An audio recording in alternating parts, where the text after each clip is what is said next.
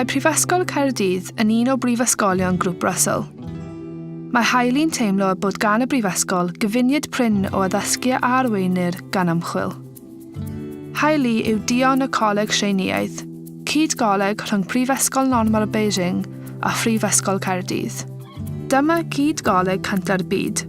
Mae myfarwyr BA Caerdydd yn cael 2 radd ar ddiwedd ei 4 blynedd mewn astudiaeth Tsieinaidd. Mae Haili hefyd yn gyfarwyddwr rhaglen ar MA newydd mewn ddiwylliant a chreudigrwydd byd-eang. Mae'n gwrs sy'n seiliedig ar interniaeth ac sy'n herio staff i ailystyried beth yw celfyddydau a diwylliant yr 19 ganrif.